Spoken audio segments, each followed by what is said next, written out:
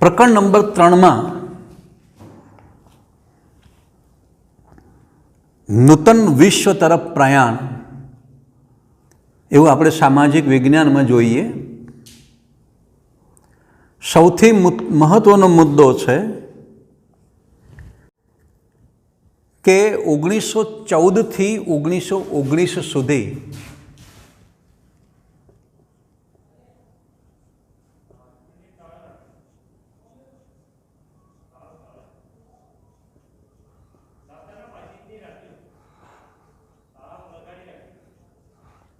પ્રથમ વિશ્વ યુદ્ધ ખેલાયું.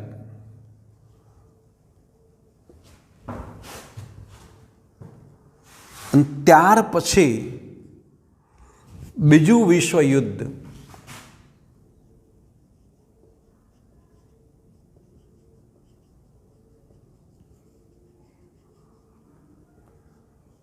ઓગણીસો 34થી 1939 સુધી ખેલાયું. આ બે મહાવિશ્વ યુદ્ધો વચ્ચે કેવા વૈશ્વિક પ્રવાહો બન્યા, કેવી ઘટનાઓ બની, એ વિશે આપણે જોવાનું છે. તો પ્રથમ વિશ્વ યુદ્ધ દરમિયાન વિશ્વમાં આર્થિક સ્થિતિ બગડી ગઈ.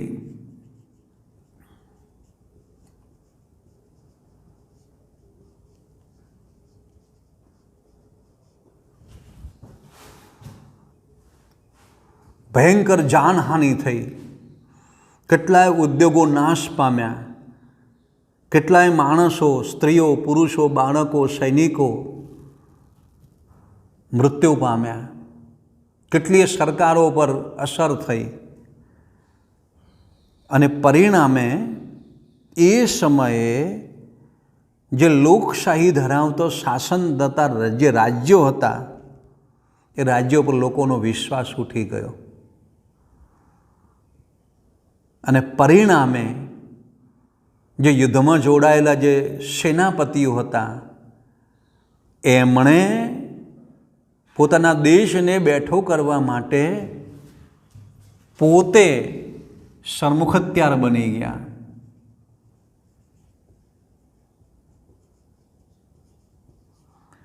એટલે કે સરમુખત્યાર શાહીનો ઉદય થયો એમ કહેવું તો પણ કહી શકાય. આ પ્રથમ વિશ્વ યુદ્ધ પછીનું આ પ્રેરક બળ છે, સર્જનાત્મક બળ છે, જે બીજા વિશ્વ યુદ્ધ માટે બહુ જવાબદાર છે એમ કહેવું તો પણ કહી શકાય. અને એમાં આપણે સૌથી પહેલાં ઇટાલી, જેને ફાશીવાદ કહીએ છીએ, બીજો છે જર્મનીમાં નાઝીવાદ,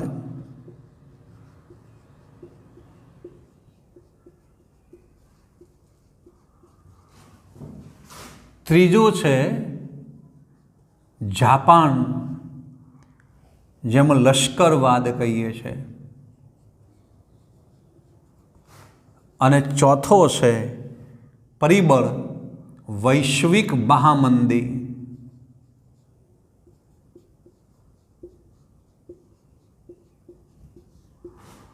ઓગણીસો 29થી 32નો સમયગાળો. આ ચાર ઘટનાઓ આપણે આ ભણવાની છે. નૂતન વિશ્વ તરફ પ્રયાણ. 1919 પછી વિશ્વમાં બહુ જ આર્થિક મંદી આવી, આર્થિક અવદશા આવી. કેટલાક રાષ્ટ્રો તૂટી ગયા યુદ્ધો કરીને. યુદ્ધોની અસર બીજા અન્ય દેશો પર પડી. એમાં સૌથી પહેલાં ઇટાલીમાં ફાશીવાદ શબ્દ જોઈએ તો પ્રથમ વિશ્વ યુદ્ધમાં જે ઇટાલી હતું યુરોપના રાષ્ટ્રોમાં, એ વિજેતા રાષ્ટ્રો સાથે જોડાયેલું, ઇંગ્લેન્ડ અને ફ્રાન્સ જેવા રાષ્ટ્રો સાથે. એટલે એને પક્ષે $12 અબજ જંગી ખર્ચ થયેલો. 6 લાખ સૈનિકોની અસર થયેલી, જાનહાનિ થઈ એમ કહીએ છીએ. અને એ વખતે જે વિજેતા રાષ્ટ્રોએ પોતાનો મનગમતો જે પ્રદેશ છે એ લઈ લીધો. અને ઇટાલીને કંઈ આપ્યું નહીં. ઇટાલીને આ અપમાન જેવું લાગ્યું. ઇટાલીનો આ રાષ્ટ્રીય સન્માન ભંગ થયો. એટલે ઇટાલી આ અપમાનનો બદલો લેવા માટે બેનિટો મુસોલિનીએ ઇટાલીમાં ફાસિસ્ટ પક્ષની સ્થાપના કરી. આ બહુ યાદ રાખવા જેવું છે, ધ્યાન આપજો.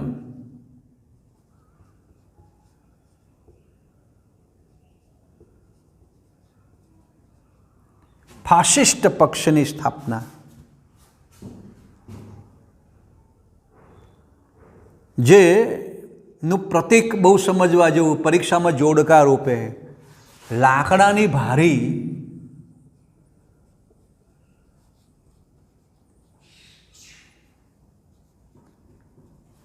અને કુહાડી આ પ્રતીક છે. એના પક્ષનું આ પ્રતીક હતું કે છે. અને જે ઇટાલી ભાષામાં ફાસેજ શબ્દ ઉપરથી આ ફાસિસ્ટ શબ્દ આવ્યો છે. અને જેનો અર્થ શું થાય? બધી જ વસ્તુ પર અમારો અધિકાર. એટલે કે યુદ્ધ એ જ અમારો મંત્ર. યુદ્ધથી અધિકાર જમાવવો, છીનવી લેવું, મેળવી લેવો, એવો અર્થ. અને એનો ગણવેશ પણ કાળા રંગનો હતો. એટલે કે આ મુસોલિનીએ ભૂમધ્ય સમુદ્રના આજુબાજુના કેટલાક ટાપુઓ હતા, જે રોડ્સ અને ડોડિકાનીસ ટાપુ જે તુર્કીના હતા, એ તુર્કસ્તાનમાંથી એને પડાવી લીધા. 1924માં અલ્બેનિયા, એસિબેનિયા અને ફ્યુમ બંદરો જીતી લીધા. અને આવી જ સિદ્ધિ મેળવ્યા પછી ઇટલીએ એટલે મુસોલિનીએ રાષ્ટ્રસંઘમાં જે જોડાણ કરેલું ને એ છેડો ફાડી નાખ્યો. એ સ્વતંત્ર બની ગયો. અને ત્યાર પછી રોમ, બર્લિન અને ટોક્યોની ધરીમાં જોડાયું. રોમ, બર્લિન એટલે જર્મની અને જાપાનના જૂથમાં જોડાયું. આ જે ઘટના છે ને, એ વિશ્વયુદ્ધ માટે, બીજા વિશ્વયુદ્ધ માટે બહુ જ જવાબદાર બન્યું. એટલે ટૂંકમાં કહેવું હોય તો બીજા વિશ્વયુદ્ધ માટે ઇટલી બહુ જવાબદાર છે. બીજું જર્મનીનો નાઝીવાદ. આ બે જ સમ્રાટોએ, સામ્રાજ્યવાદીઓએ આખા વિશ્વની કાયાપલટ કરી નાખી. સારી નહીં. પ્રથમ વિશ્વયુદ્ધમાં જર્મનીની હાર થઈ અને આર્થિક રીતે એ પડી ભાગ્યું. એટલે એમાં પેરિસની સંધિ કરવી પડી. આ બરાબર યાદ રાખજો.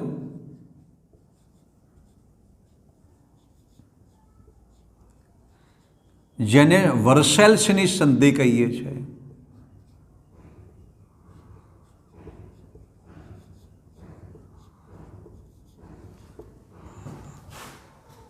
ના છૂટકે કરવી પડી. જર્મનીને સહી કરવી પડી. અને પરિણામે જર્મનીને આ બદલો લેવા માટે હિટલરે રાષ્ટ્રીય સમાજવાદી જર્મન પક્ષ બનાવ્યો. 1919માં કહે છે, જેને નાઝી પક્ષ કહેવાય છે.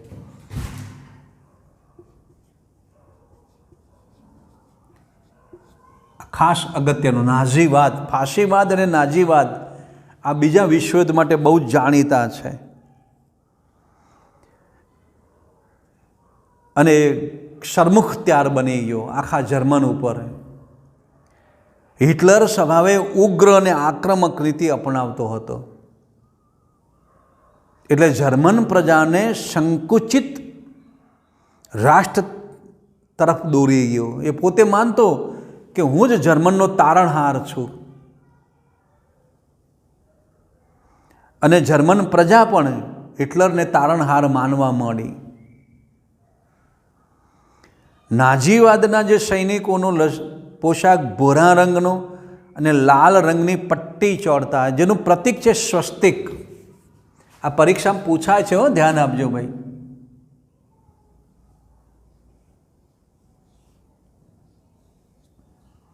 આ સ્વસ્તિક પ્રતીક છે, ખૂબ અગત્યનું છે, ધ્યાન આપજો.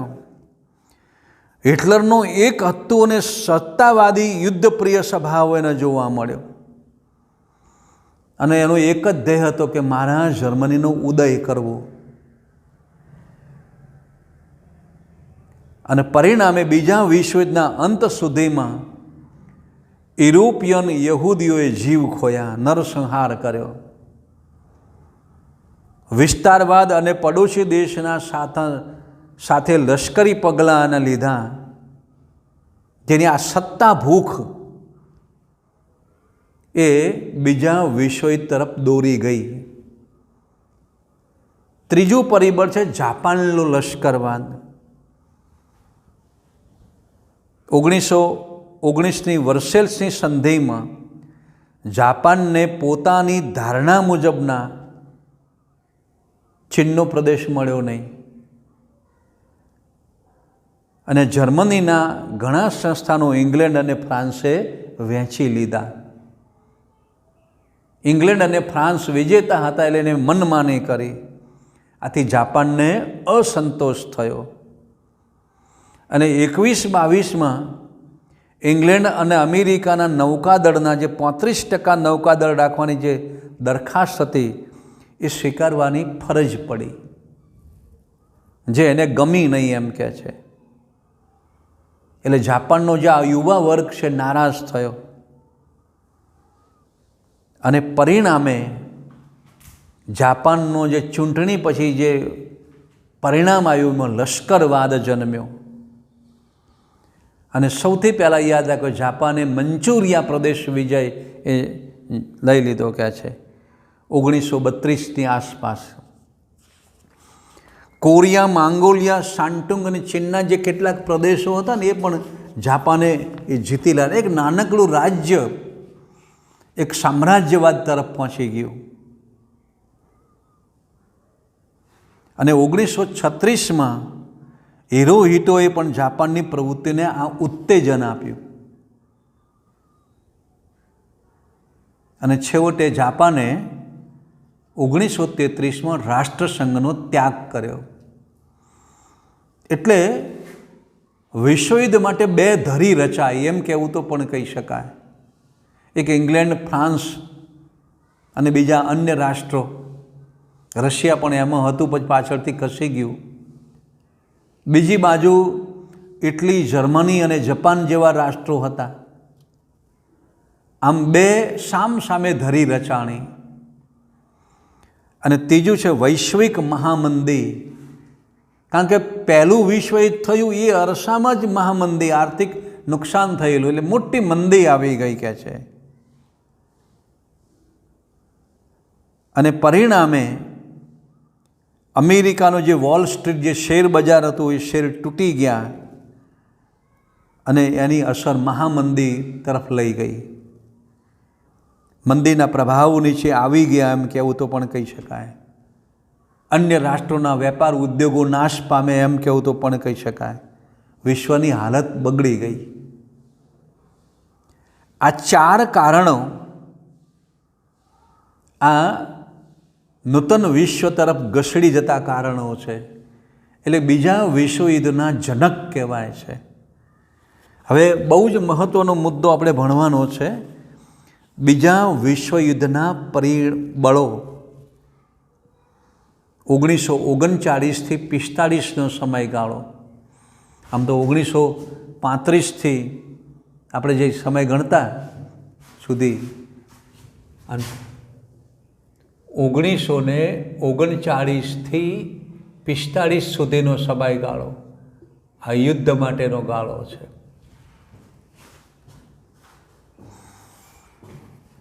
તો બીજું વિશ્વયુદ્ધ કેમ થયું એના કેટલાક કારણો બરાબર સમજવા જેવા છે, પરીક્ષા માટે યાદ રાખજો.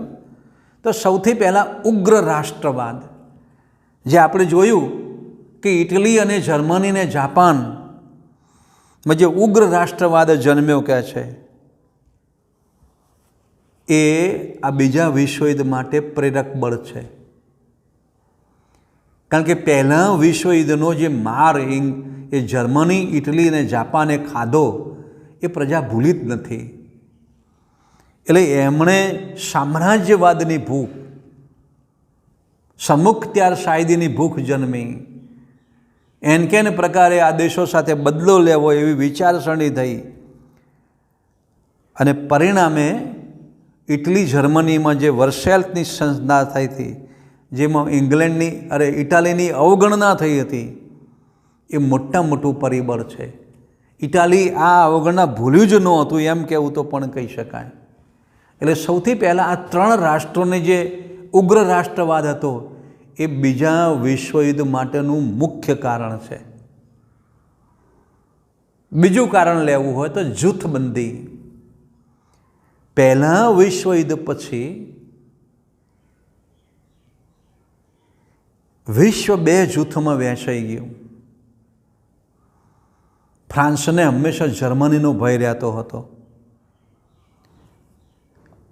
એટલે બેલ્જિયમ, પોલેન્ડ અને રૂમાનિયા, જેકોસ્લોવિયા સાથે મૈત્રી કરારો કર્યા ફ્રાન્સે. કારણ કે ઇંગ્લેન્ડ અને ફ્રાન્સે જર્મનીના જે વહેંચી નાખ્યા, જે યુદ્ધ દંડ કર્યો, એટલે હંમેશા ફ્રાન્સને ભય રહેતો.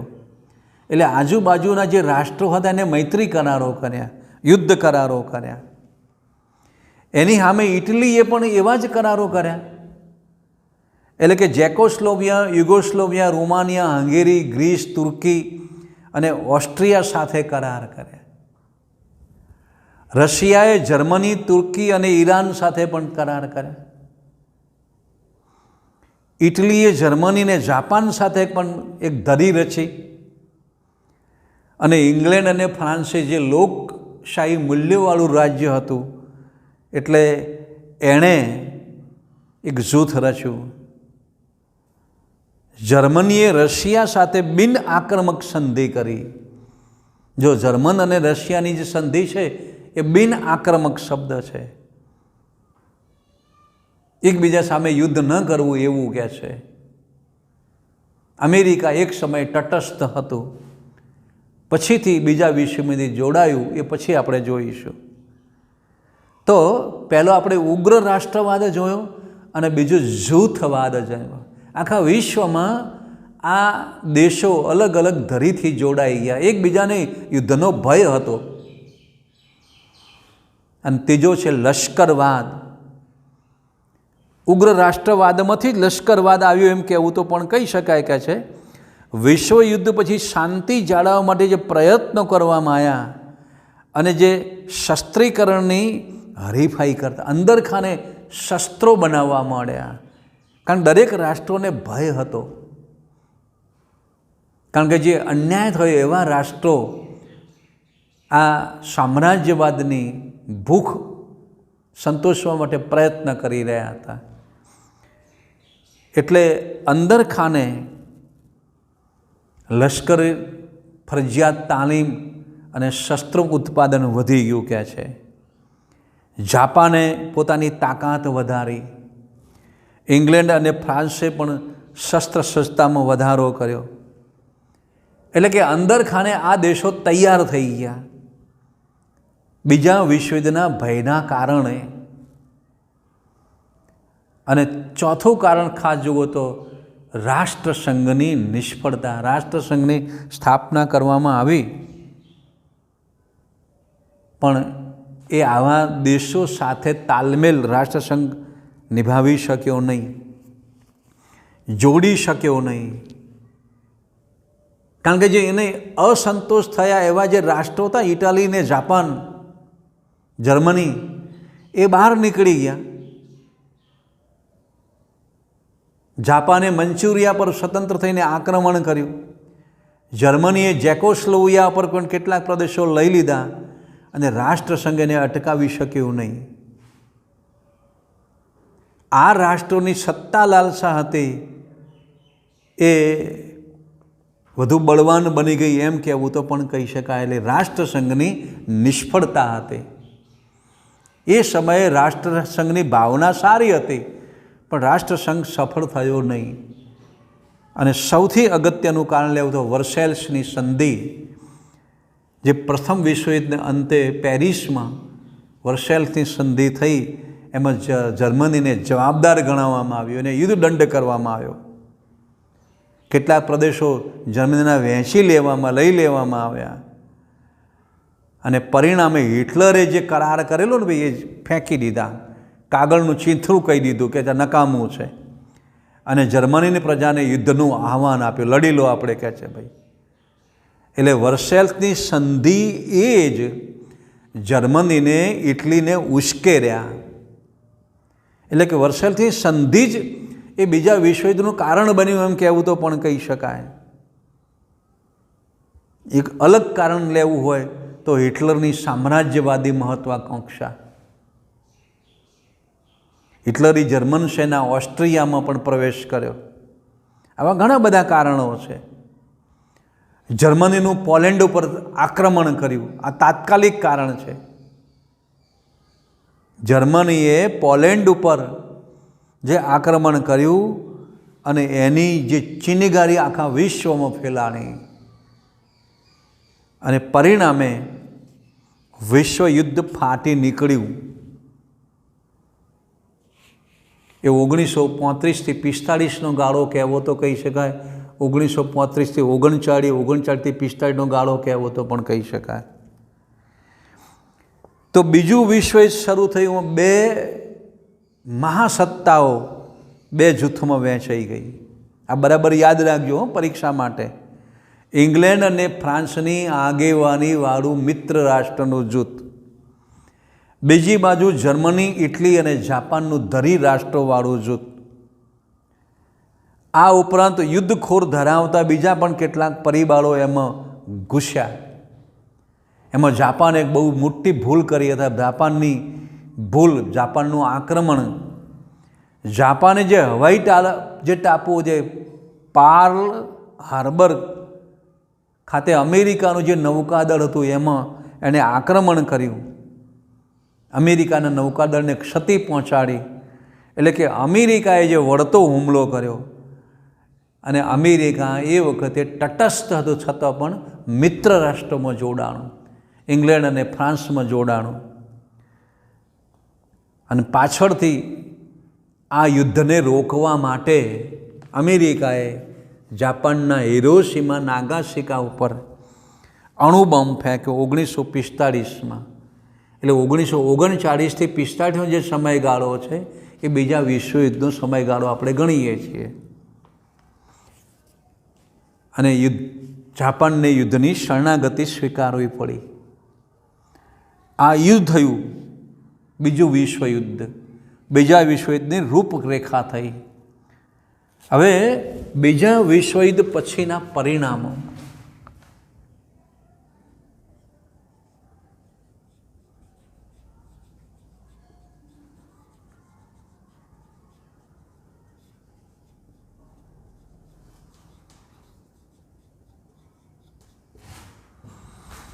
આ બહુ જ અગત્યના છે, સમજવા જેવા છે. એના આર્થિક પરિણામ. જો પહેલાં વિશ્વયુદ્ધમાં જ ભયંકર આર્થિક નુકસાની થઈ હતી, તો એનાથી પણ અનેક ઘણી બીજા વિશ્વયુદ્ધમાં થઈ. કારણ કે ભયંકર વિનાશ થયો કહે છે. તમામ રાજ્યોને, મોટાભાગના રાજ્યોને આર્થિક નુકસાન થયું, ખર્ચ થયો. અમેરિકાને $350 અબજ ખર્ચ થયો. બીજા રાજ્યોને $1000 નો ખર્ચ થયો કહે છે. ઇંગ્લેન્ડે 2000 કરોડની મિલકત ગુમાવી. જર્મની તો કલ્પના કરવાની જ ના હોય. આમ વિશ્વ આર્થિક નુકસાનીમાં ઉતરી પડ્યું એમ કહેવું તો કહી શકાય. અને પરિણામ શું થયું? અનેક લોકોએ જીવ ગુમાવ્યા, અનેક ઉદ્યોગો નાશ પામ્યા, ધંધા રોજગાર બંધ થયા, વેપાર ઉદ્યોગ ઉપર અસર થઈ, બેકારી વધી, સૈનિકો મૃત્યુ પામ્યા, અનેક વિધવાઓ બેહાલ જીવન જીવવા માંડી, હોસ્પિટલોની ખાના ખરાબી થઈ. આમ જોઈએ તો વિશ્વમાં એક અર્થકારણનો આખો યુગ બદલાઈ ગયો એમ કહેવું તો પણ કહી શકાય. આખા વિશ્વએ આર્થિક માર ખાધો એમ કહેવું તો પણ કહી શકાય.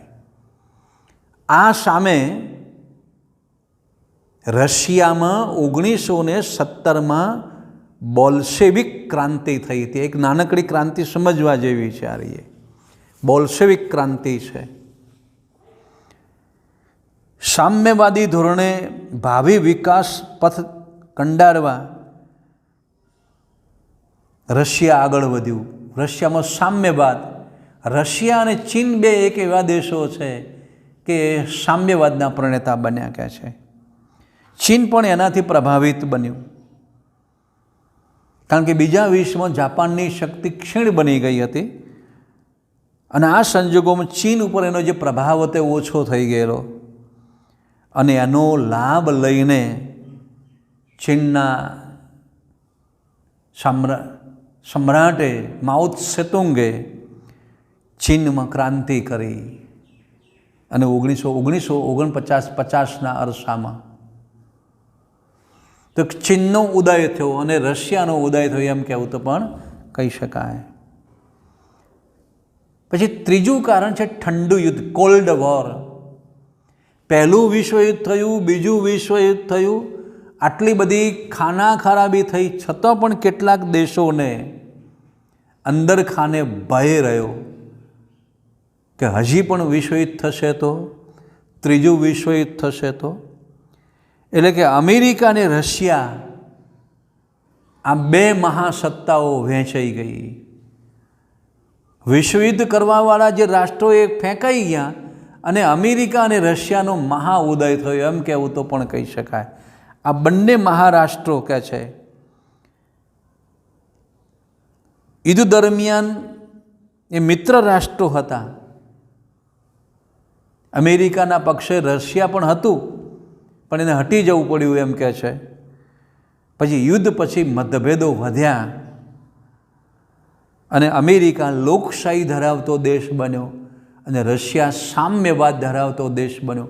આખું વિશ્વ બે ધરીમાં વહેંચાઈ ગયું, લોકશાહી અને સામ્યવાદ.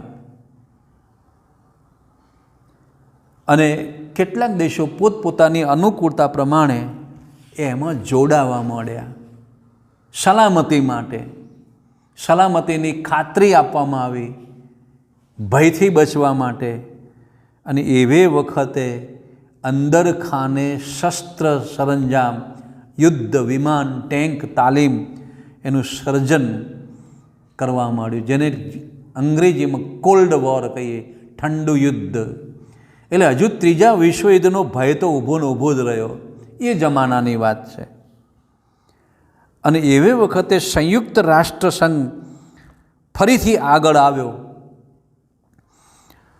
અને સંયુક્ત રાષ્ટ્રોની સ્થાપના માટે બીજા વિશ્વમાં જે અમેરિકા જોડાયું હતું એમાં અમેરિકાએ આ પ્રયત્ન કર્યા.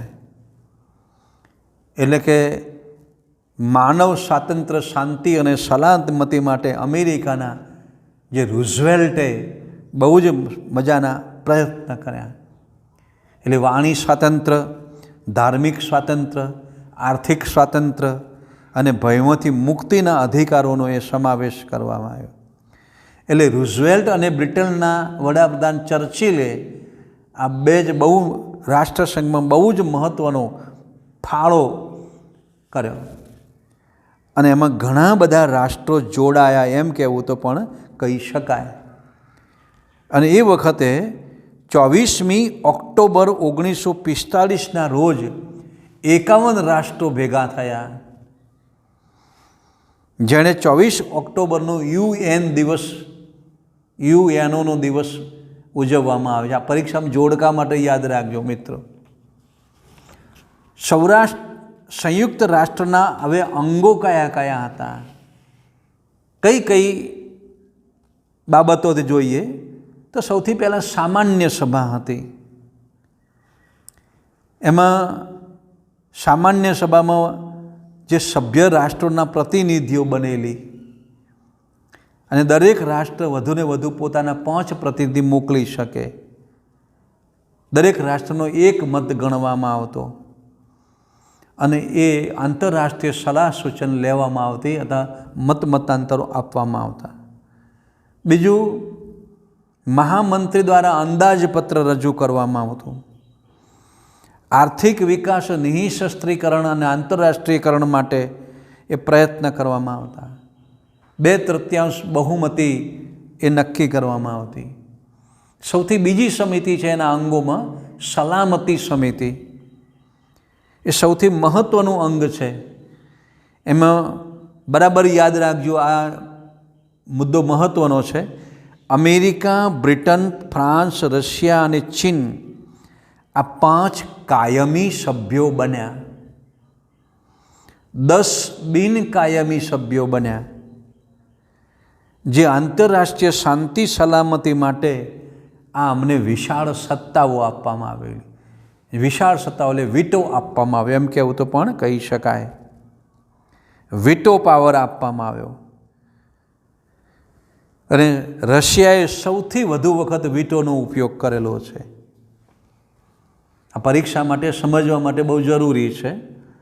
આર્થિક અને સામાજિક સમિતિ, જેને ઇકોનોમિક્સ જેને કહીએ છીએ, ઇકોસોસ કહીએ છીએ, એમાં 54 સભ્યો હતા. 2/3 સભ્યોની બહુમતી ચૂંટવામાં આવે અને દરેક પ્રકારે ભેદભાવ વગર વિશ્વની પ્રજાઓનું જીવન ધોરણ ઊંચું લાવવા માટે આ સમિતિ કામ કરતી. જેમાં WHO, વિશ્વ હેલ્થ ઓર્ગેનાઇઝેશન, વિશ્વ આરોગ્ય સંસ્થા, આજે કોરોના જે મહામારી છે એમાં WHO એની કામગીરી છે. એ માનવ સ્વાસ્થ્યનું કાર્ય કરે છે. અને IMF એટલે આંતરરાષ્ટ્રીય નાણાં ભંડોળ આ કામ કરે છે. એના અલગ અલગ લોગો છે, FO અને ILO, યુનિસેફ અને યુનેસ્કો. આ જે લોગો છે એ સમજવા જેવા છે. પરીક્ષામાં પૂછાય, 10મા ધોરણમાં પણ પૂછાય છે અને 9મા ધોરણમાં પણ પૂછાય છે, ધ્યાન આપજો. એના જે ચિહ્નો છે, લોગો શબ્દ કહેવો તો કહી શકાય. ચોથું, જે વાલી સમિતિ, આ સમિતિમાં 5 કાયમી સભ્યો હતા અને સામાન્ય સભા જે પસંદ કરે એને વાલીપણાનો જે મેન્ડેટ, ખતપત્ર રજૂ કરવામાં આવતું. પરાજિત થયેલા જે દેશો છે એમની દેખરેખ રાખવાની, સામાજિક, આર્થિક, રાજકીય વિકાસ થાય એવી બાબતો જોવાની ફરજ પાડવામાં આવતી. અને સૌથી અગત્યનું છે આંતરરાષ્ટ્રીય અદાલત. જેમ દરેક રાષ્ટ્રની અદાલત છે સુપ્રીમ કોર્ટ, એમ આંતરરાષ્ટ્રીય અદાલતની આ સ્થાપના કરવામાં આવી. પરીક્ષા માટે યાદ, નેધરલેન્ડના હેગ શહેરમાં 15 ન્યાયમૂર્તિઓ 9 વર્ષ માટે આ કામ કરે છે અને 2 રાષ્ટ્રો વચ્ચેનો વિખવાદ દૂર કરે છે. રાષ્ટ્ર વચ્ચે અદાલતી ઝઘડાનું નિવારણ કરે છે, કાયદાકીય સલાહ આપવામાં આવે છે. આ બહુ જ મહત્ત્વનું આ છે. અને છેલ્લું છે સચિવાલય, સંયુક્ત રાષ્ટ્રની મંત્રીઓની કચેરી, જેને સામાન્ય સભા જો ભેગી થાય છે, જેને વ્યવસ્થાપકો, મદદનીશો, ભાષાંતરકાર, નિષ્ણાતોનો સમાય. એનું સચિવાલય ન્યૂયોર્કમાં છે. પરીક્ષામાં અંડરલાઇન કરજો, ન્યૂયોર્કમાં છે.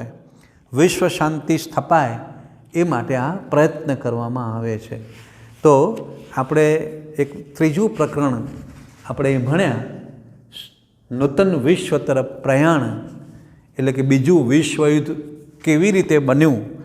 એમાં ખાસ કરીને ઇટલી, જાપાન અને જર્મનીએ કેવો ભાગ ભજવ્યો અને જાપાનની કેવી ખાના ખરાબી થઈ. અને ત્યાર પછી 1945 પછી નાગાસાકી અને હિરોશીમા પર જે અમેરિકાએ બોમ્બ ઝીક્યો અને જાપાનની કમરતોડ હાર થઈ, જાપાન સુધરી ગયું એમ કહેવું તો પણ કહી શકાય.